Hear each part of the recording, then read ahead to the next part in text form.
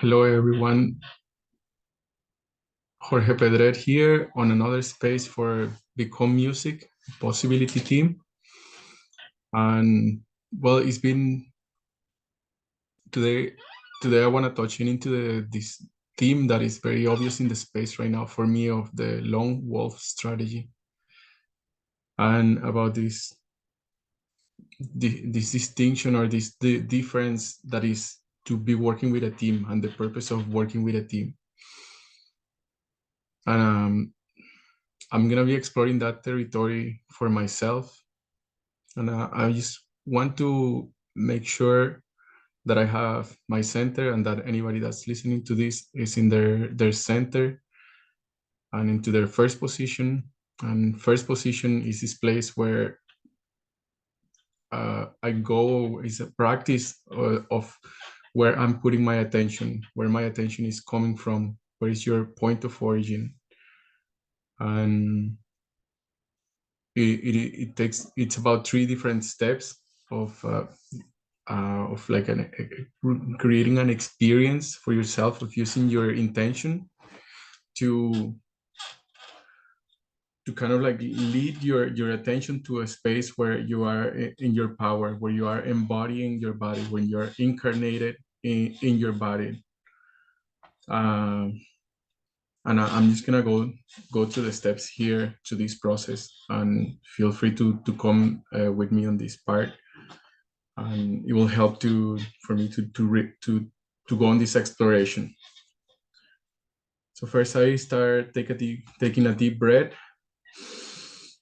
through the nose into the body. You imagine that your belly here, the belly part is like a balloon, and you're inflating it. You're like filling it with air, with this prana, this energy that's floating around in the air, and it goes through the nose, through your brain, through down into your body, down into, let it go like all the way down into your sac, your belly button, your yeah, this like bottom part of yourself. Yeah, so I had to stop for a moment because there was a squeaky noise in the chair, and it's actually connecting with the purpose of centering and going into first position, and in relation to tuning your instrument when playing music. This is like tuning in your instrument before you start playing it. So I thought this was, I paused the recording so that I could put some oil on the chair where I was sitting, which was making a squeaky noise. And I thought this was really relevant to this process. I'm gonna pause it so I can put some oil on the chair so that the squeaky noise goes away, and so that we have like a smooth surface and there is no like it's a tuned instrument. So hang on for a moment and I'll be back.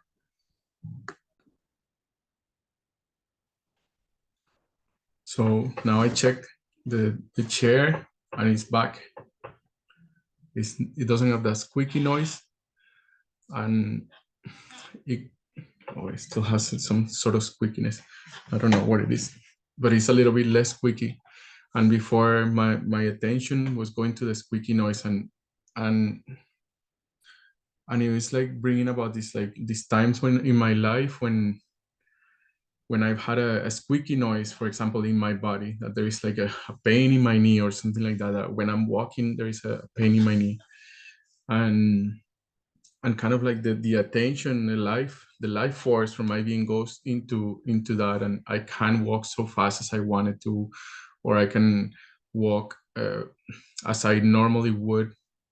And it's like how much of that squeakiness is affecting my experience and affecting my attention, and that into like all of the other squeakiness that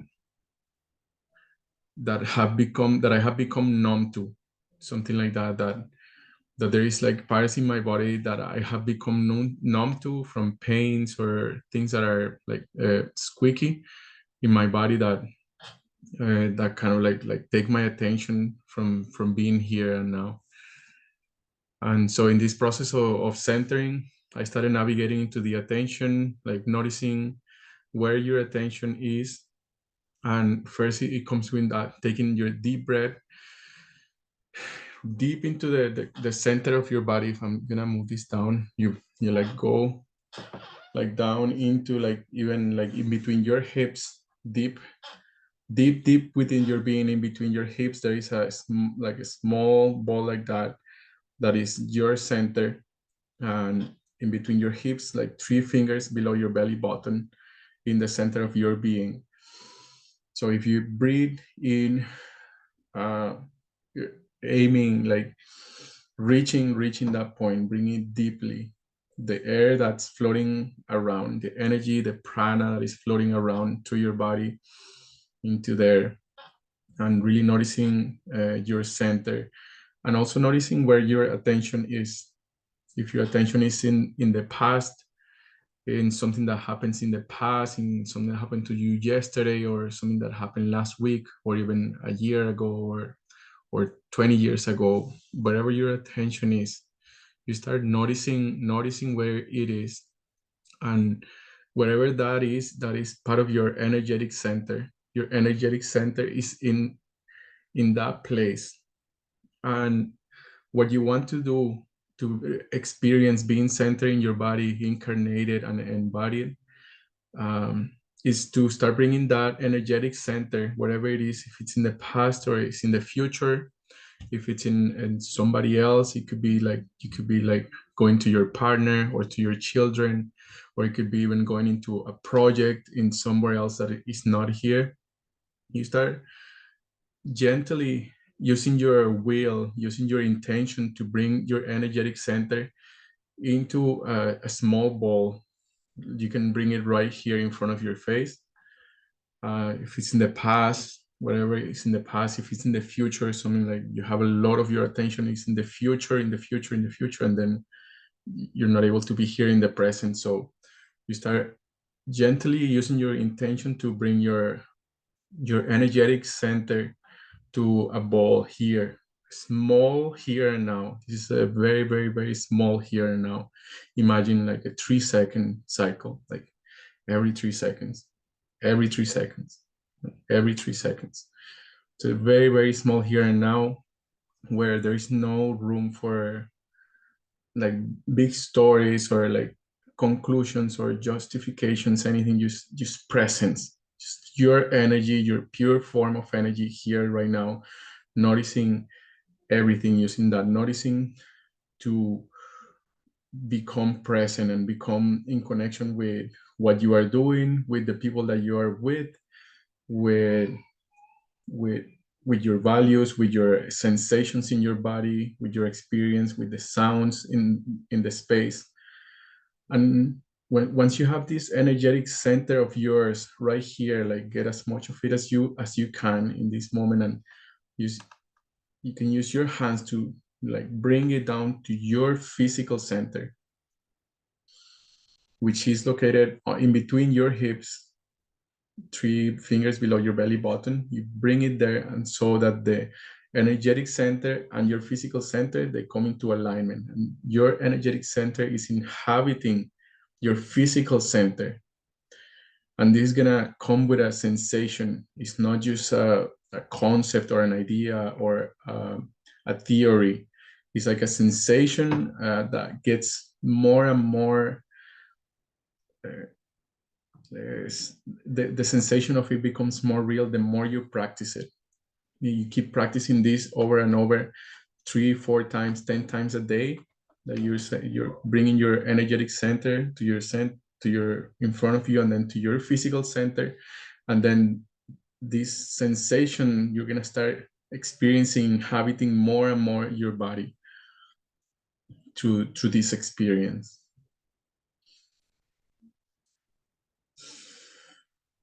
So once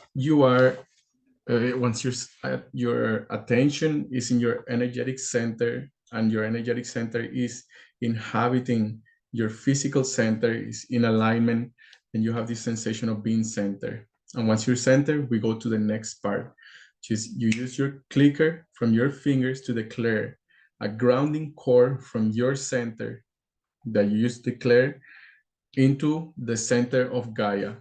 This is your grounding to Gaia, your grounding to the planet. This is your body physically being here.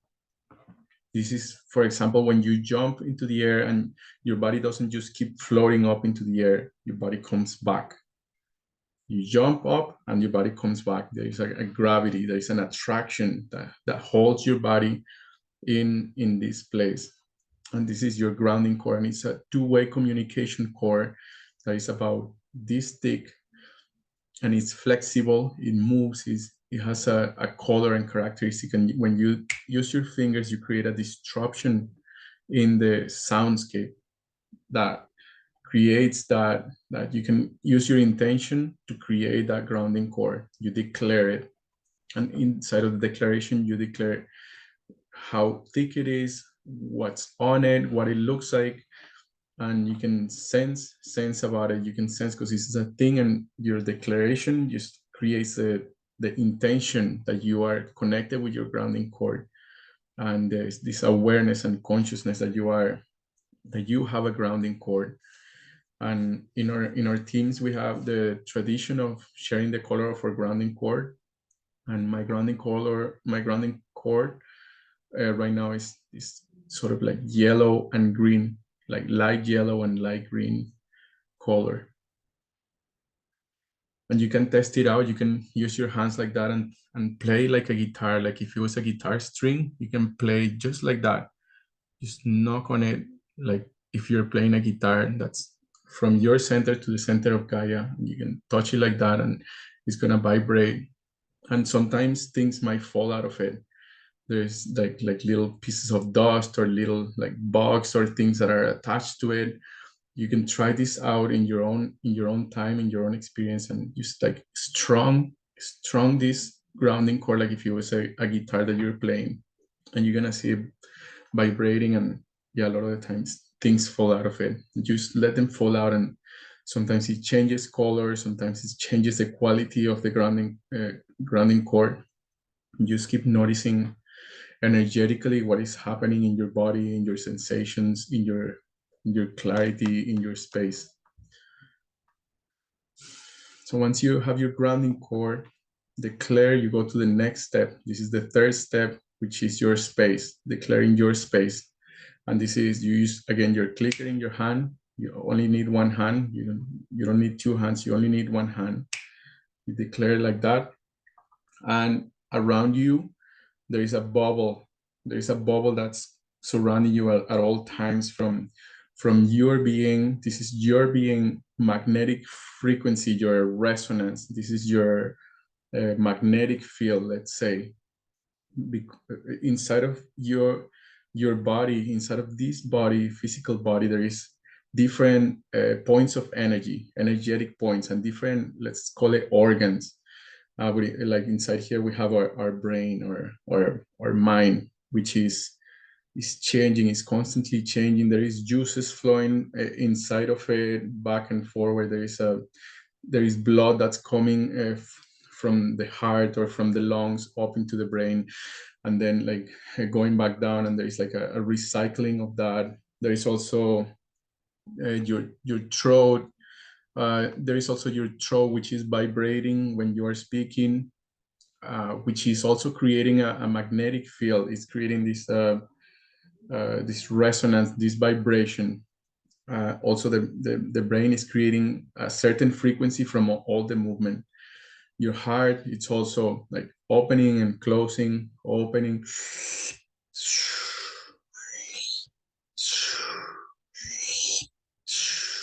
doing this motion of soaking in and then releasing.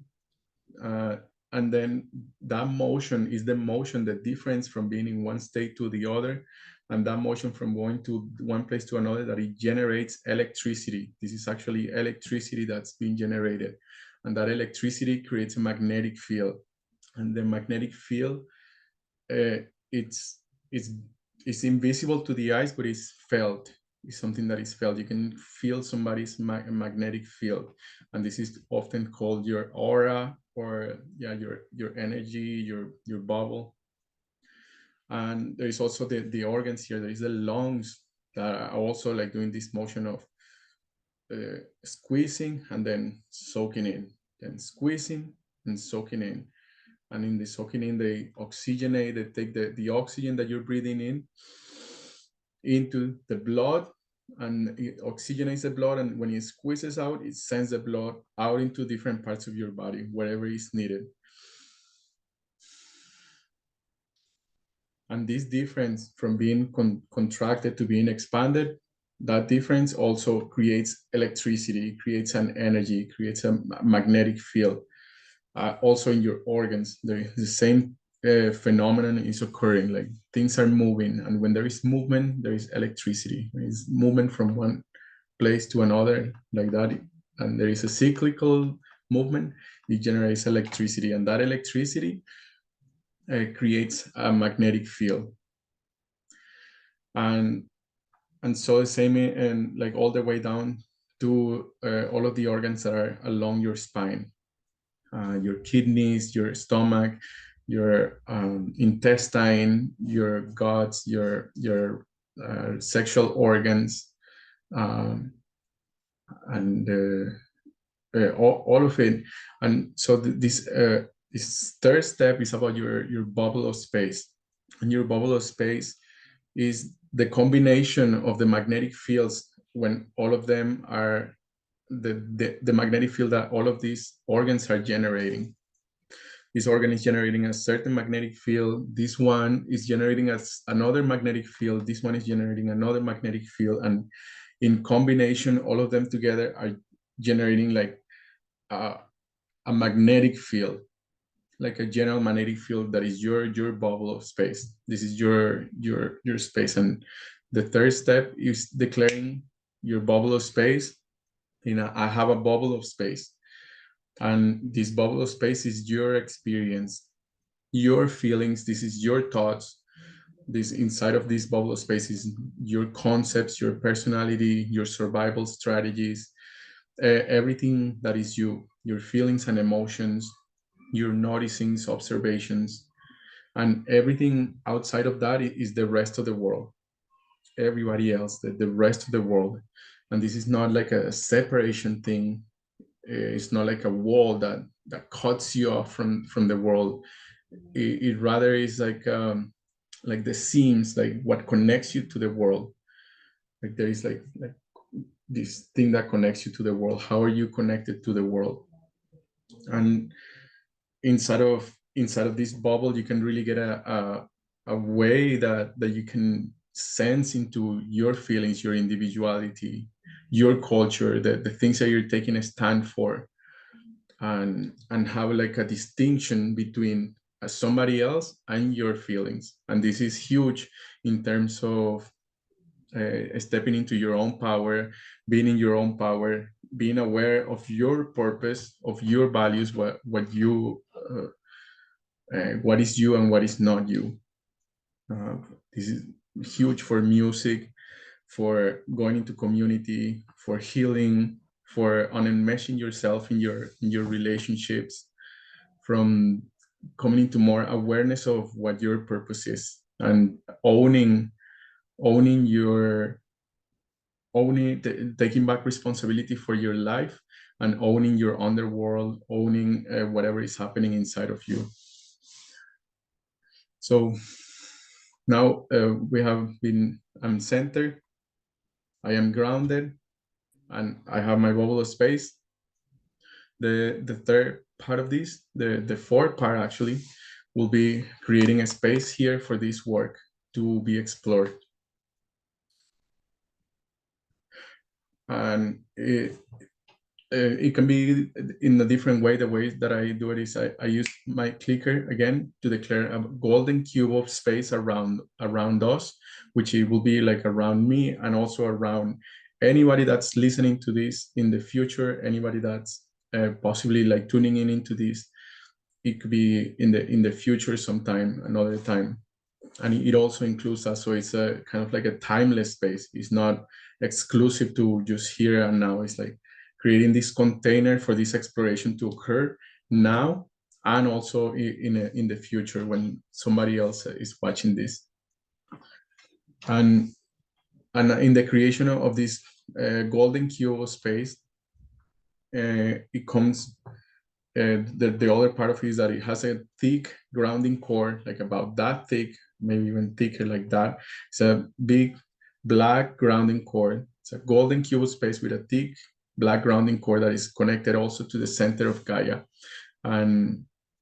And this thick grounding core, it has this quality and capacity to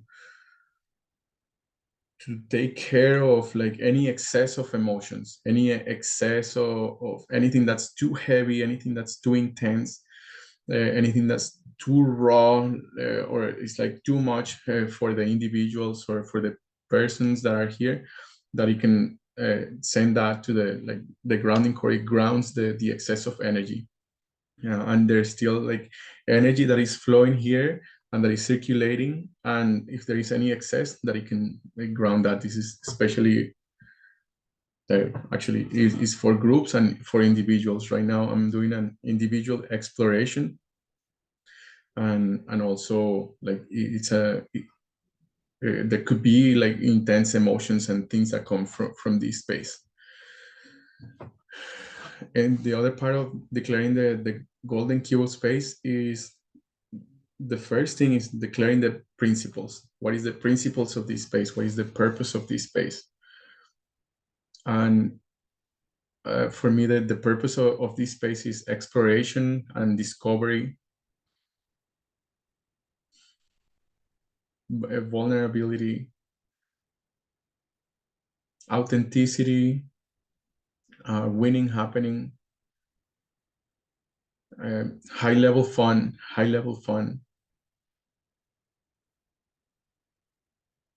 and in some ways teamwork, although it's not directly present here because there is like, this is one of the principles of this space, teamwork, and yet like my team is not here right now, but it could be here.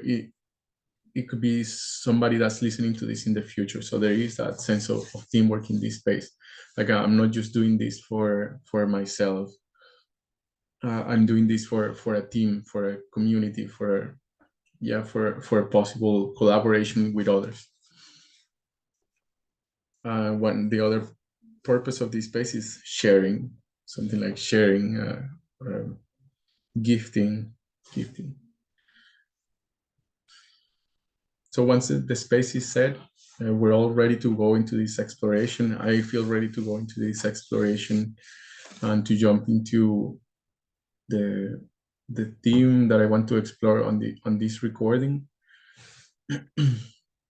which is about my lone wolf strategy.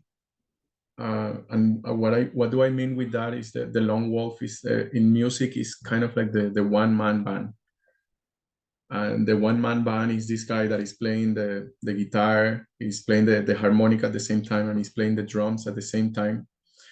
And he's also on the background, like he's also doing the marketing, he's also collecting the money, he's also doing the recording of his own music. He's also doing like doing the groceries, doing his groceries by himself, and like all of these things that the unseen parts of playing music, of being that one band man. And so the reason why I'm bringing this up is because I'm here by myself. Like I have set up this space for a team exploration, and there has been like there is things that I'm doing, or that the space is providing, that there is nobody else showing up for this meeting, and for these live explorations, which are like the essence of teamwork. This is the essence of collaboration, that there is others. There cannot be there is a certain aspects of collaboration when I'm by myself. Like, I have to collaborate with my own parts, and there is my gremlin. I have to collaborate with my gremlin, and I have to collaborate with my parent self and my child self and my adult self and my writer self, my father self, and like there is all of these different parts that need to come into collaboration for this to happen. And still like it's like opening that up, like what is happening, that the team is not manifesting in the outside world with other people participating in this space. And and yeah, like the deepest fear, what is right there for me and what I've been processing and discovering in my research is that I like I'm only showing one part of myself in this lone wolf strategy. Like I'm only showing the good part of myself, what is like nice, what is expected, what is pleasing to the eye. and and inside of this process, like I'm filtering out the rawness of my true being. I am filtering out so much that um I'm like pushing aside and like saying like, no, you gotta sit here. This is not appropriate for this space, or my team doesn't want to hear this, so I'm gonna push it down. I'm gonna take this down to somewhere else. And and inside of this, there is no real sense of collaboration. There is just like a sense of control and manipulation, forcing. There is no authenticity. There is no real authenticity, because it's like a show. It becomes like a show.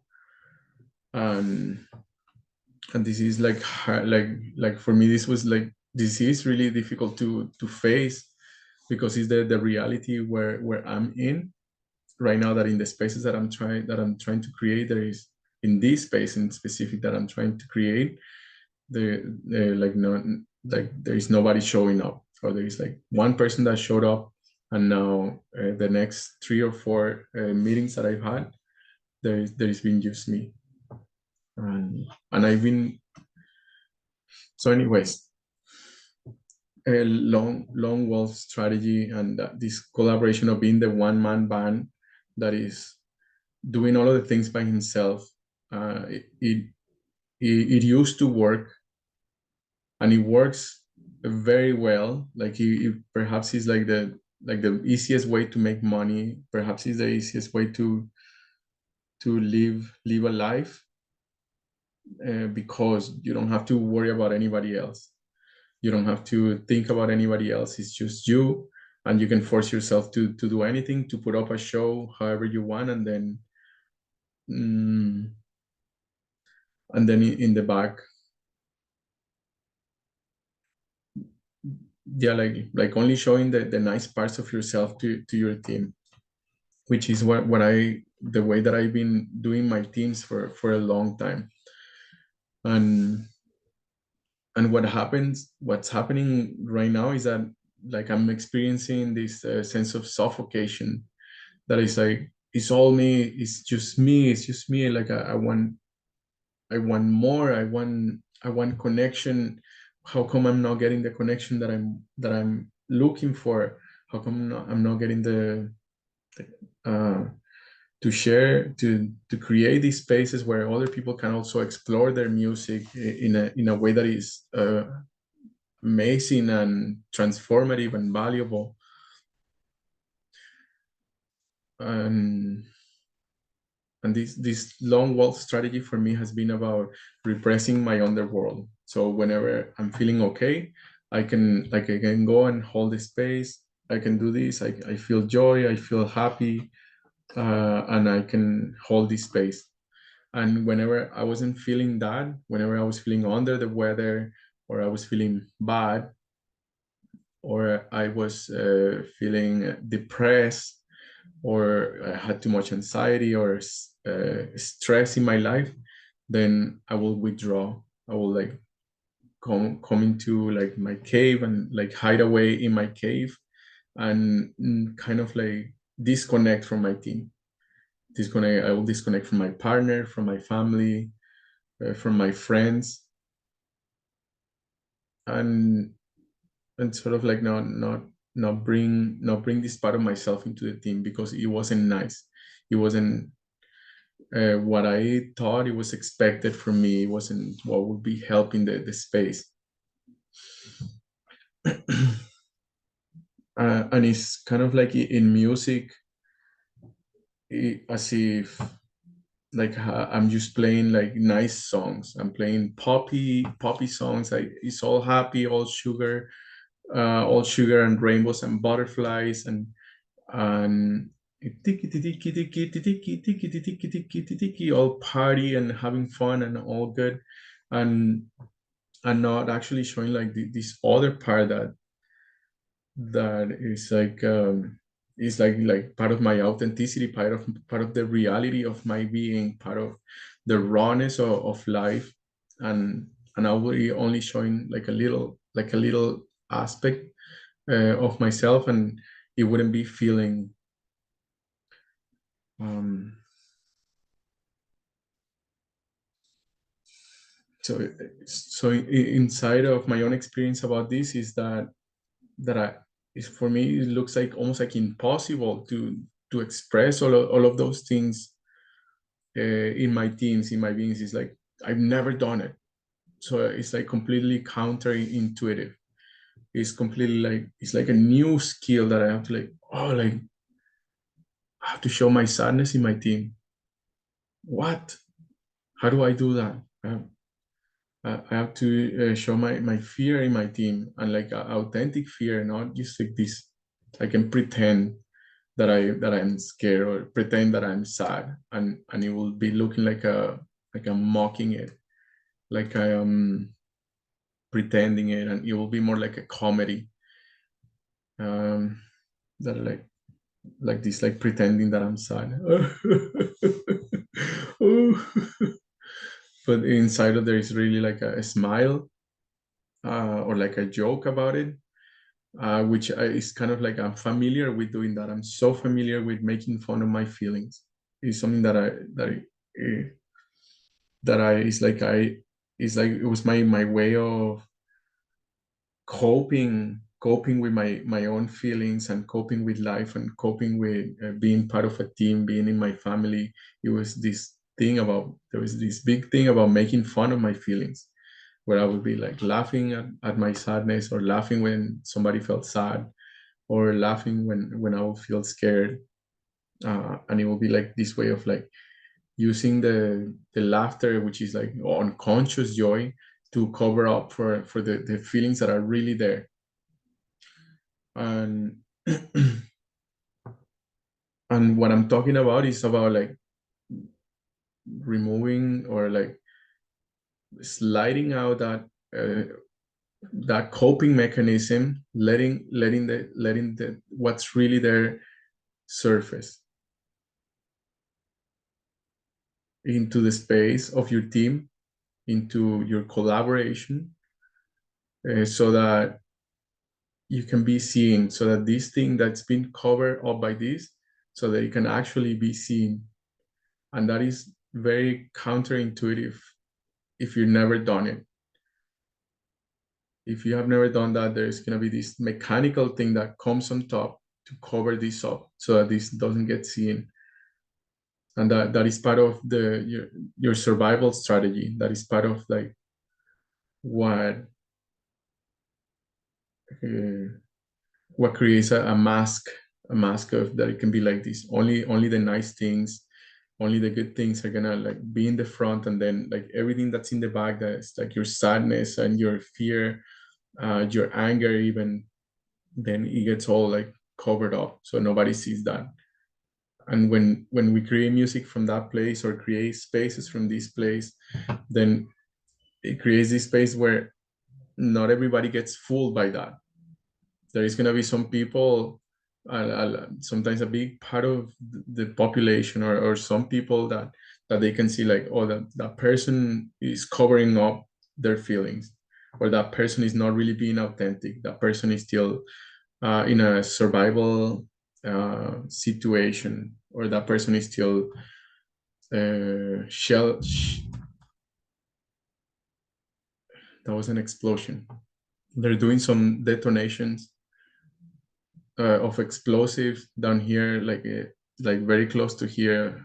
they're doing this new development of houses, and they had this warning that they were going to be doing explosions around in these days, and that was just one of the explosions that shook the whole house.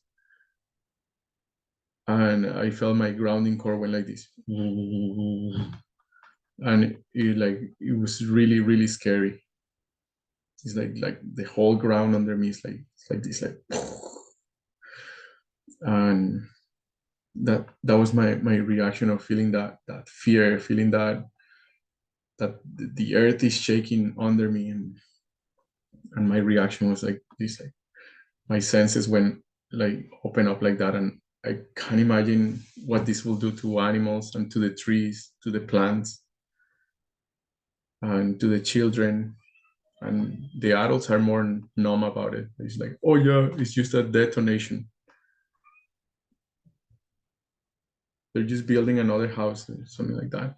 But the children, they can really feel it. The animals, they can really feel it. The plants. And yeah, like coming into this, becoming more aware of how you are covering up your own authentic feelings. You can like start to getting insight into your own authenticity, into really what's happening down there, so that you can live your life, so that you can just live your life without having this thing covering up, without having like, because imagine, like, even if you have this thing covering up that is nice and that is awesome, and people love it, you have like thousands of people joining here in this meeting, and thousands of people like being fan of your music and collaboration, and you're signing records and you're getting like millions of dollars. But if that thing is there, like, it's not you, it's not this, you're still covering up. So inside that still there's going to be that big pressure coming from this side of what's not being shown, and that this is like not really you, it's a mask, it's a mechanism, it's something that is stopping your real being from being seen. So even if you are successful, even if you have like all of these things that you consider to be successful, it's not gonna be really meaningful to you, because like it's not really you, it's not really you that they're loving, it's not really you why they're here, what these people are here, these people are here for your mask, for your for the show that you're putting on, which is not really you, it's just a mask that's covering up for something else. And so from that place, like, you're never gonna get to live your life in an authentic way until that thing is like, until you're actually able to slide that out, so you let this emerge. And these are your authentic feelings, this is your authenticity in the space, your the things that maybe that you're blocking out, the things that you're the things that you don't want others to see because it's too scary, or yeah, these ideas that limit you from being authentic in a space, these ideas of what you should be, what is expected of you, what is right and what is wrong, what is not allowed, and all of these things, they form part of that mechanism. And if you, the trick is if you can slide that by allowing it time to slide, by relaxing that muscle that is putting that there, and allowing it to have a distinction between the two, like, this is my mechanical side, this is my mechanism of covering up, this is like that shell that I put around me so that I'm not seeing, so that I can survive this world.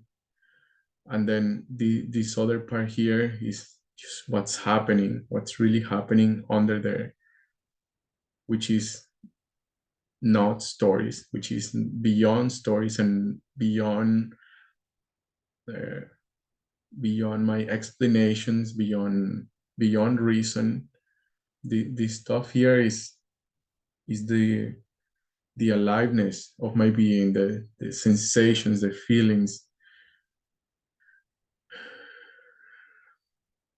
and inside of this being, there is no expectation. There is really no expectation at all. Like there is no justification. You don't have to justify yourself for anything or be anything other than what you are right now. There is no right or wrong way to do it. This just is. This just is, and you can still be in touch with it, with what is happening, what is the feelings that I'm feeling right now, what is the sensations, and and often it comes together with this, like, oh, I feel scared from that detonation because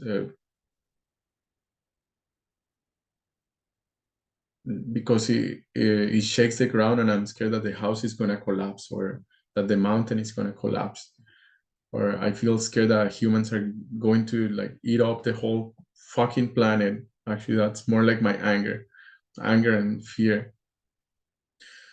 I'm scared that the humans are just gonna eat the whole planet, and there's not gonna be anything left, and it's just gonna be a desert. And and and inside of like this, there is like I'm also like inside of this wave that I'm feeling about these detonations or these explosions that just happen. It's like my anger is there too, and I feel angry that there is like fucking trucks out there making these terrible sounds, and there is like hundreds of people that are getting paid. There is like teamwork happening there to destroy the earth, to like create like this like it's like blow up rocks and cut off trees, and it just doesn't make any fucking sense. It really doesn't make any sense. And I feel angry about that. I feel really angry that the teamwork that is happening in earth mostly is happening for doing shit like that. That there is so much teamwork that is happening for doing shit like that, where like the people that work there, they're not even in alignment with their values. They're just like being slaves to somebody else's game, and giving up their values to live, to make some money, to be able to survive. And they're doing this exactly. They're doing that. They're saying like I'm not hurt by this. I'm a good worker. I love detonations. I need money. I have a family that I have to take care of. And like no matter how much money they make or they're getting paid for that, this not like there is not authentic. They're not in touch with that authenticity of aliveness, of being alive, and they're not being themselves. And I start getting in touch with the stories that I have, and the stories that I'm telling about this, and that there is like no right or wrong way to do this. There's no right way or wrong way to do this. And I'm noticing my own judgments and my own stories, and how I'm like persecuting, like my stories of persecuting, my stories of being a victim, my stories of being a rescuer too. Like there is all like it's all in there, and is in having, if you can have that distinction from this mechanical thing that comes and cover up for what's really happening inside there, then you can have that distinction, and you can separate that, so that this can be alive in the space, and so that this can be like a source of inspiration, or a source of um,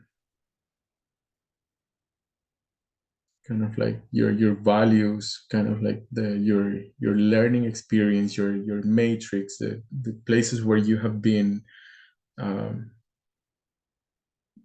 your the this a mechanism that you have created. You have put so much effort into creating this mechanism. Is so elegant and efficient. It works so well because you have survived. You have lived all of this time with this thing, and you have done so many things from that space that that then like it becomes that's all there is.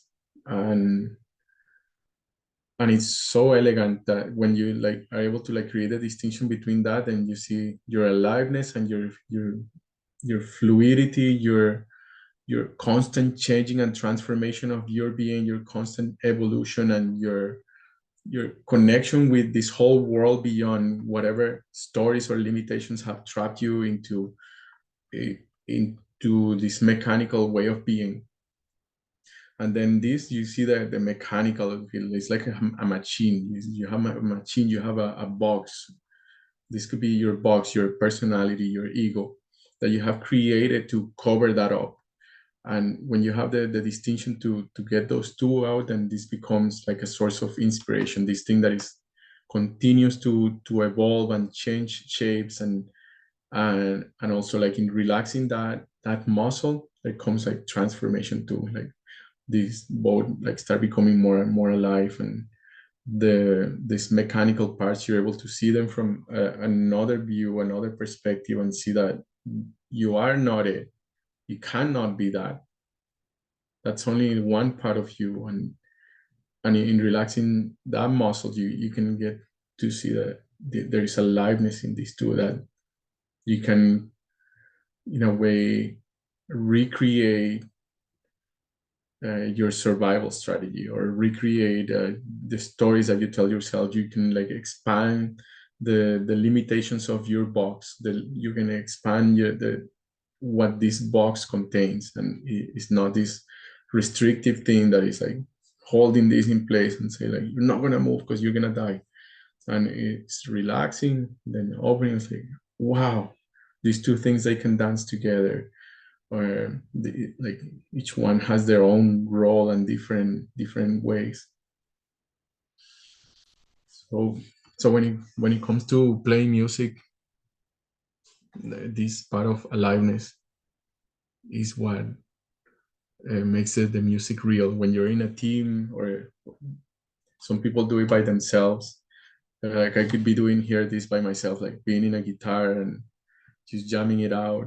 And it's awesome. It's really, really awesome to be by yourself in a place by yourself, because there is no interruption. Nobody's gonna come and interrupt you and say like, "Hey, stop there," or like, "Oh, I don't like that," or "Can you play this other thing?" or "You're going too fast," or "You're going too slow."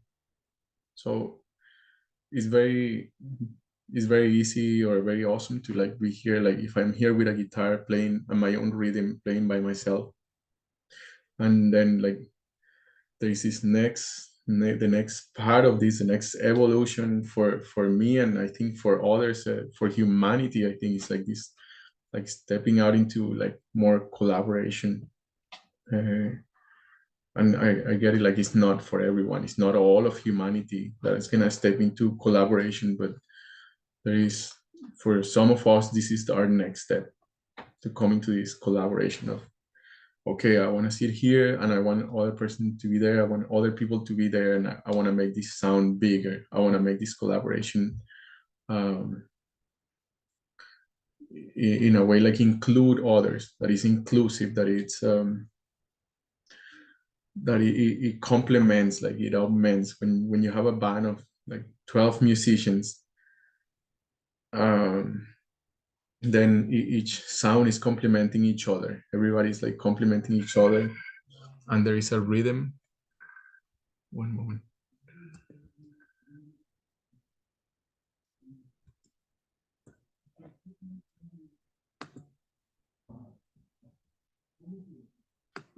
Mhm.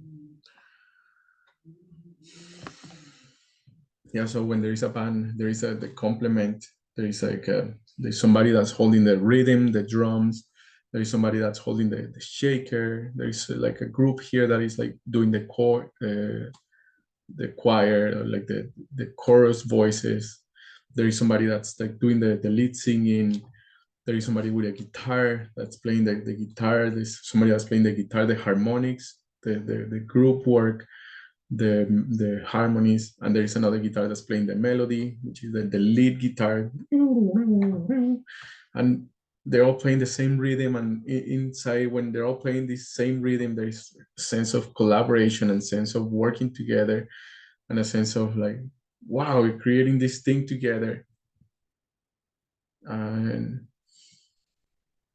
it's insane because in today, with today's technology, we can have like all of that, like somebody, one person could be doing all of these things, uh, all by themselves in their house, in their basement, with their headphones, just doing it by themselves. Like they created the drums, they have the drum track, then they create the guitar track, they record it, and then they create the bass track, boom boom boom boom boom, then they create like all these different tracks and effects and things.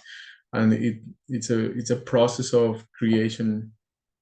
And like this, like one person can, then they put it all together and then it sounds like this. And it has like made it so easy for this like individual to have like a perceived power, or like musically in the soundscape, to create the same sounds as a big band. So it's like one person can now create like the sounds of like a whole band, a whole orchestra, like 1,000 people band if they wanted to. And this is pretty crazy, the times where we're living in. And it's also creating so much possibilities because there is still a ton of collaboration that is happening out there. And even from these solo creations, that I would call it, like lone wolf creations, then there can be the next step of this, the next evolution of that project will be like, okay, now let's find a band, like let's find somebody that can play these different instruments, and there can be like this expansion into a real team from that. Hmm.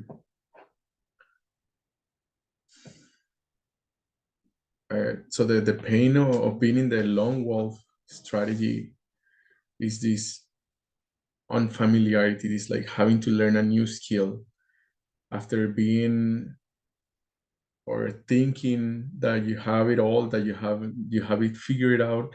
Then it's like this, like going back to like trying out something new, which is like receiving this feedback from others, um, collaborating with others in ways that is not always like agreeing, like, oh yeah, I agree.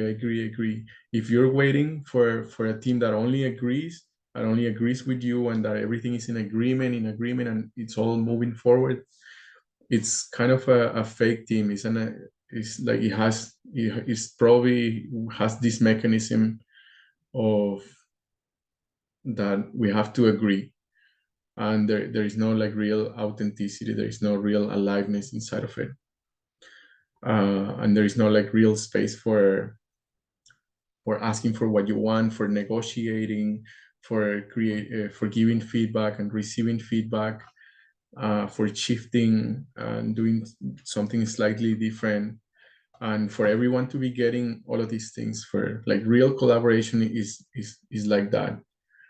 It's not just like this, like one way road, like straight road, straight from A to B. There is like this, like we going from A, then we start going, and then we like had to pause because somebody had to go pee, and then we kept going a little bit more, but then the baby started crying and they needed their milk, or they needed their snack time, and then that happened, and then they have to go like out this way, and then somebody was feeling angry the because the I don't know, somebody was feeling really angry, and they had to like something like collapse in there, and they like there was an unpacking that happened in there. And then like once that happened, then there was this next step, like, okay, let's move over here. And it's like a discovery process. It's really very rarely, or it has been, it could be that thing, that to go from here to there, and still like the collaborations that can happen often, when the reality of life and reality of collaboration is that they happen in this way. They're very rarely like this, like mechanical thing that goes from one place to another. And there can be the appearance of that, the appearance of collaboration, like for example, with the detonations and explosions that are happening in the back there, like there is this team that gets paid to be here and from 7 a.m. to 4 p.m. to 3 p.m. and they're gonna be doing this thing, and there is a plan, and there is a manager, and the manager is telling these guys what to do, and then there is a manager of the manager which is telling them what to do, and there is this appearance of going from having a forest in the mountain, like overlooking at the ocean with animals and fauna and bears and cougars and birds, insects and like medicine plants all growing in there. That's point A to point B, where there is a house, there is a set of there is a road that can get there, there is a place for cars to park, and there is a little tubes that carry water and little tubes that carry electricity and all of these things that will be like point B. And it's so painful.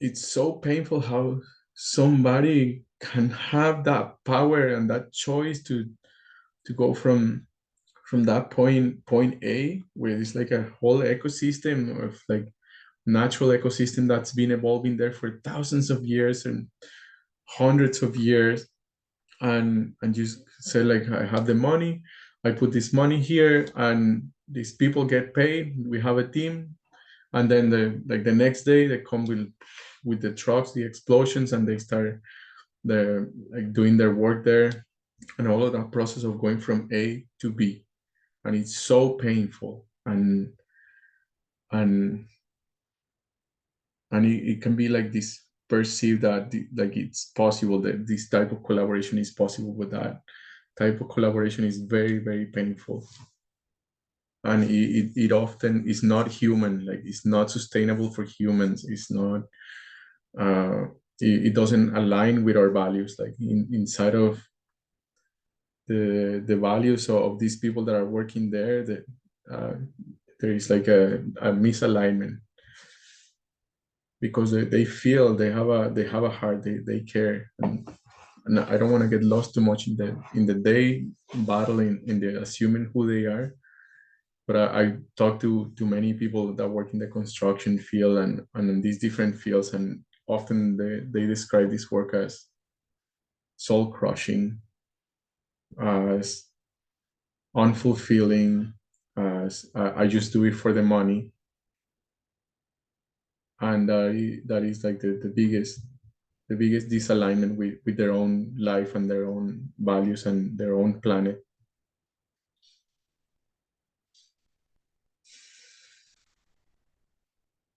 The other part that is alive for me inside of this exploration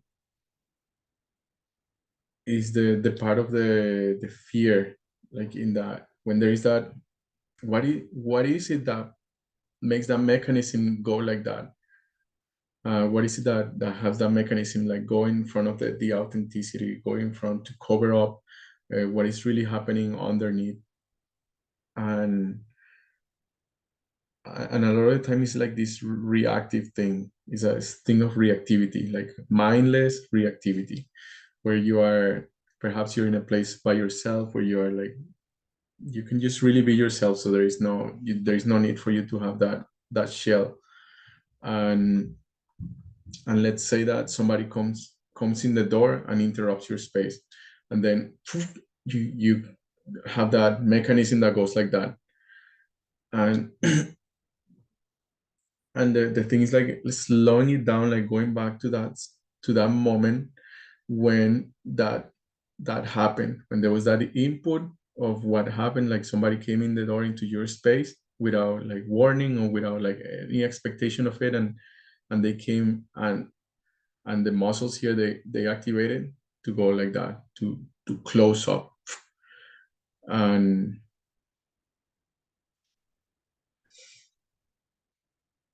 and really to start noticing, like if you start noticing that muscle that covers up, then you start noticing the pain of that loss, because once you're going like this, like it's mechanical, it's dead, like this stuff is, this is not the real you. Like it's like there is this idea or thought or common unconscious agreement that this is what we are, and if you are not this, then you don't make any sense. You are crazy, you are useless, or you are insane, um, you are unsafe, you are dangerous, you're uncivilized, you're a savage, whatever that is. Like all of these like heavy judgment that say like you're gonna die or I'm gonna kill you, something like that. If you don't have that thing in, like you're gonna die or I'm gonna kill you, or you are too much, you are unsupportable, whatever that is. And it's painful. Like the pain of doing that is like pain because you're hiding. You like some part of you like has to hide and like hide behind that layer. And and for somebody that's has like reached that space where they're noticing that muscle and they have relaxed, they've done the work of relaxing that muscle, and they have done the work of not going into that reactivity, which is a training process, like a long training process of noticing and noticing and noticing and noticing and noticing the pain that comes from that mechanicality. How you stop living your life when you are covering yourself up. How you stop being in a team when you are covering yourself up. And in that process of removing that and relaxing that, and then just being in that space. A friend of mine was just showing me a few days ago this pose on Tai Chi that is called the hugging tree. And you just go just like that. And it's in like noticing this relaxing, it's like relaxing that muscle. For somebody that has done this work of relaxing that muscle, then when they come into contact with somebody else that's doing this, then they can really notice it. Like it is really noticeable. And and and what I want to say is that this yeah, like the like that person that is like that is not living their life. And the and and so it's like, why, like I mean, like why are you doing that? What is really under there? Not in this way of like saying that is wrong or that you shouldn't be under there, but it's like saying like, okay, like I see that you're doing that. And for somebody that's like relax that muscle, they can like really it can they can bring this up. And or it can, how is an example to say this is like, let's say that mechanicality is just like going really fast, that mechanicality to escape from the reality of the aliveness of your being, like the kind of like the survival strategy or this mechanical part is to go really fast. You go really fast about breakfast, really fast about lunch. You go like cleaning up the dishes, and like, and you have to like be mopping the floor, and then getting the kids ready for school, and then doing all of these things, and then going after work and studying and doing all of these things. And then there is like no room for seeing that, because you're like running away from that aliveness. And it's like that aliveness is kind of like powering this, and the bigger this becomes, the bigger the aliveness becomes, or the bigger the feelings become inside for truly what's happening, the harder this gets, because it's like, no, like this is what is right. This is what, like, I can't let this be seen. Like this has to become stronger, so that these don't start like coming out.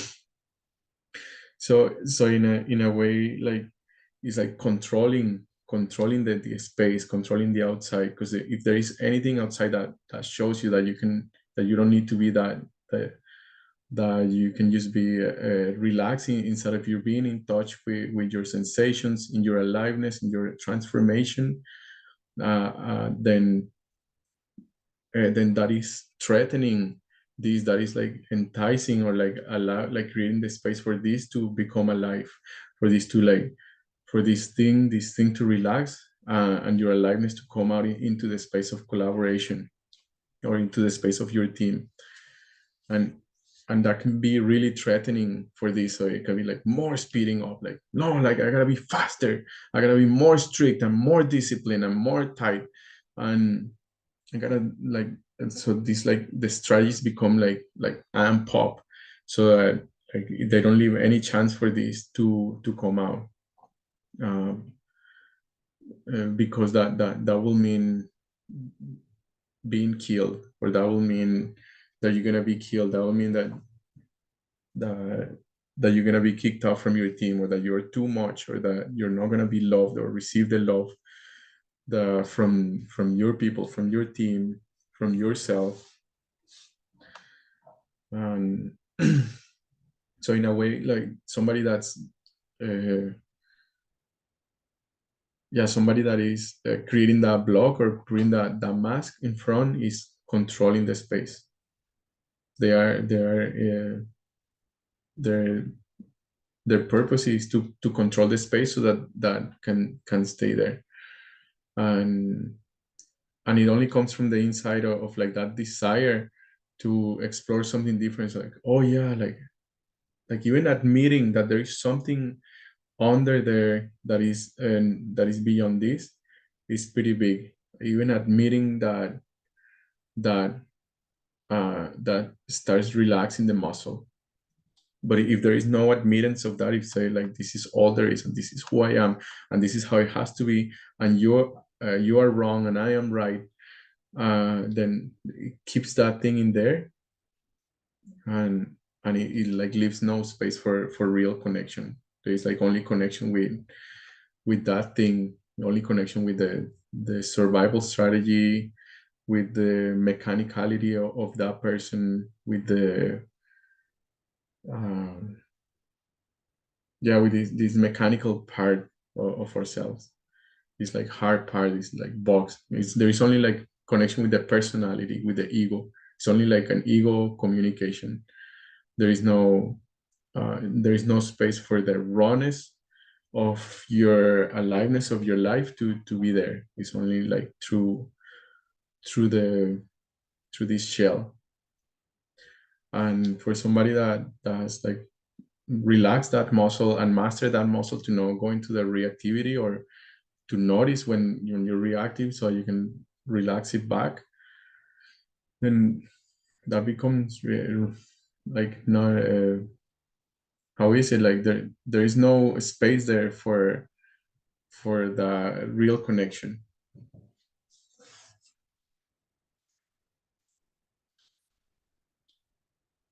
And in a way like that person will be like the lead role. They will be playing the lead role in this rush, in this like the harness and this like going fast, and you will be like the world is revolving around them. And sometimes in terms of music, like what I'm noticing is that they will be like the lead player, the singer, the person that's telling the story, the singer, the role, the lead player.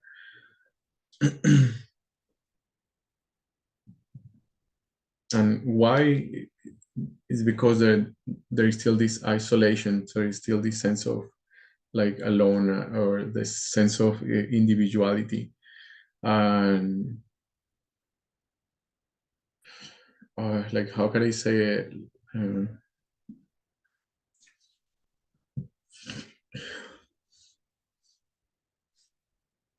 like in a way that like the other people in the team, they are there to support that lead player to go into their exploration journey, and it's through that exploration and support that it starts like creating this possibility for relaxing that muscle. uh, and really seeing that the support and really seeing that the teamwork that is happening there. And I don't know, I'm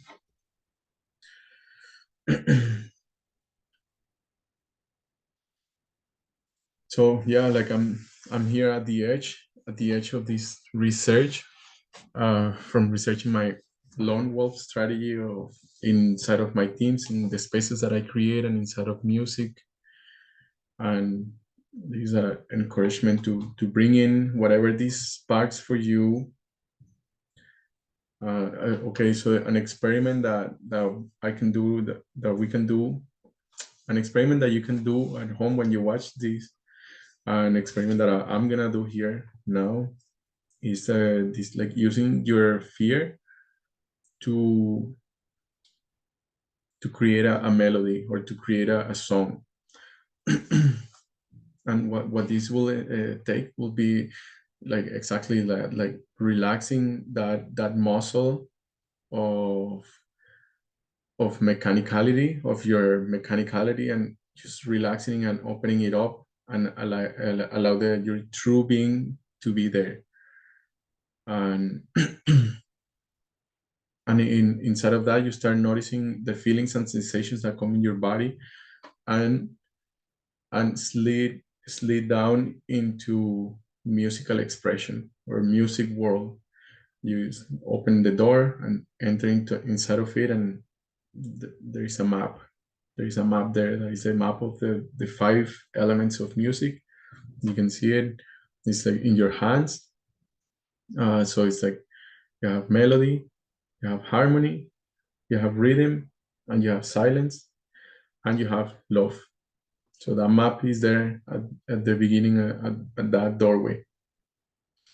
And you just slid down into that space, and just let the sensation start coming in. And this time is from your fear. Use your fear to create to express musically. Let your authentic fear, let this aliveness, like create the music, create the melody. We're gonna be working with melody, so that'll be like the index finger in the map. And you're gonna do this for 3 minutes. I'll set up a timer here.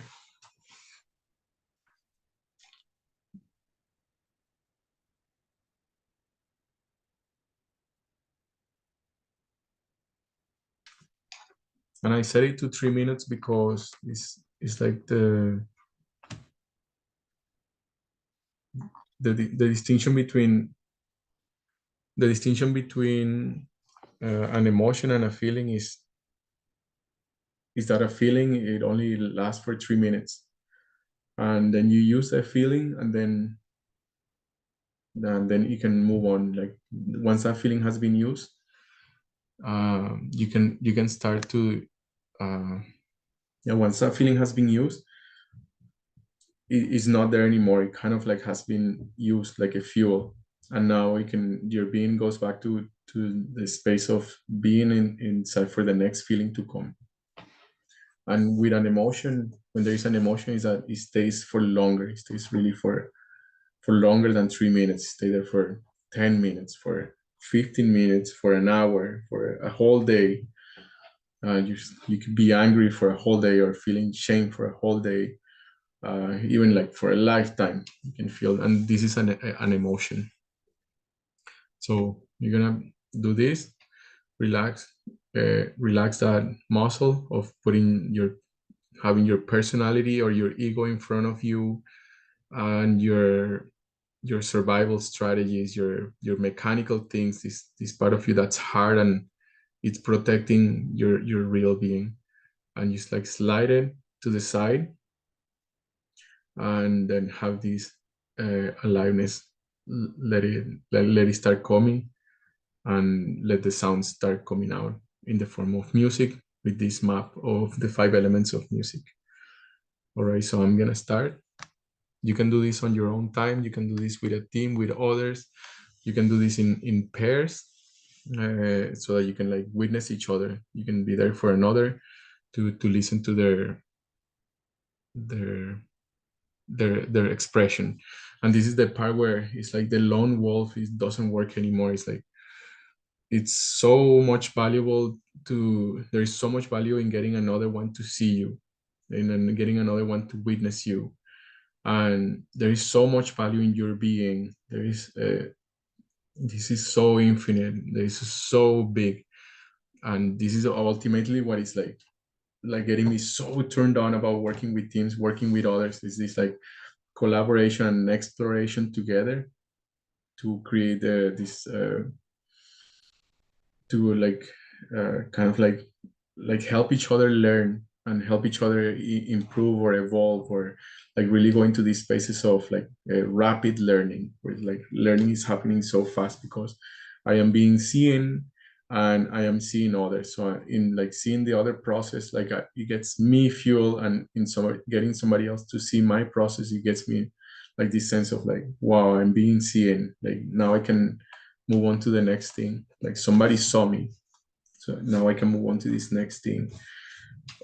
And it's really palpable once you start doing this teamwork thing. It's really palpable how the benefits of working with a team compared to just working by yourself. So this is an invitation for you to like find your team and work in a team and join this team or create your own team, because it's really really exciting to work with other teams and working with others.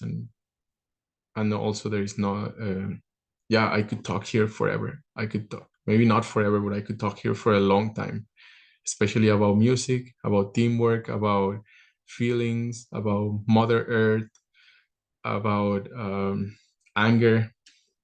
And and still, like, if there is no team there, nobody holding that space there, then like I'm still like, there's still a part of me that's preparing for this, and that is preparing the space inside of myself and outside for this space to happen, to have more clarity, and to have a more fertile soil for this to work out. Okay, so I'm gonna go ahead and do this song.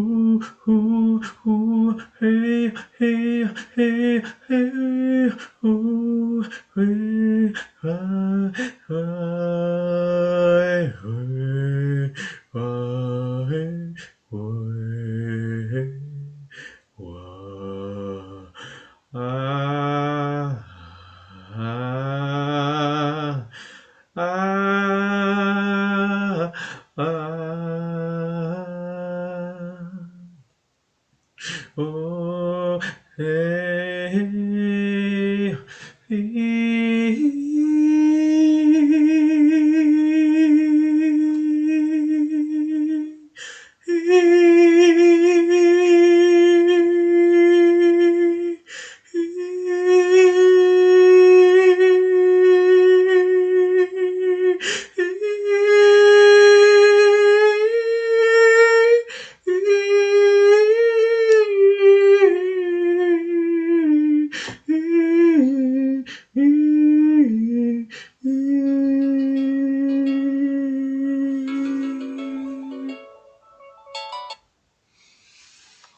stop. That was 3 minutes. You stayed there with the sensations of whatever came out for you in this experience, instead of your singing from your fear. You just let this sensation circulate through your body, these feelings. And for me, I'm sensing this like electricity inside of my being, a lot of fear inside of my face, in the back of my head, in my chest, going up to the tip of my fingers. And my fear was about the sound that I was making, and that it will freak out the people that I'm living with, the neighbors, the housemates. Yeah, I felt scared that they were gonna think that I was either masturbating, or that I was crying, or that I was scared of that they were gonna judge me about it, and even like come up here and uh, like ask me what was happening. And there was a lot of my experience I was like fearful about that.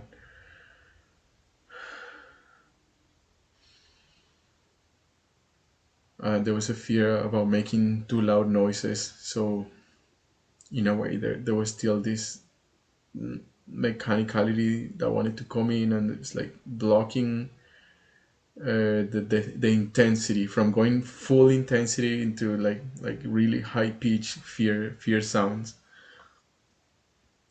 And I was noticing that as I was doing the experiment.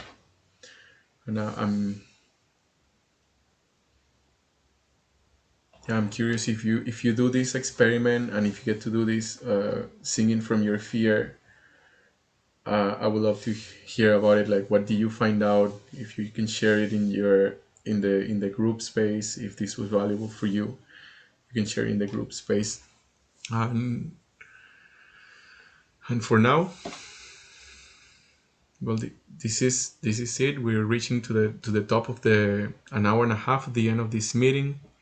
Thank you for joining in this exploratory research, and for watching this. And I hope you find some value of this, and that you find this as an inspiration to make your team, to create teams, to find more teamwork, to create more ways to work in teams, and start exploring this thing that is blocking you from being more authentic in a space, from being in touch with your aliveness and your feelings that are happening in this moment.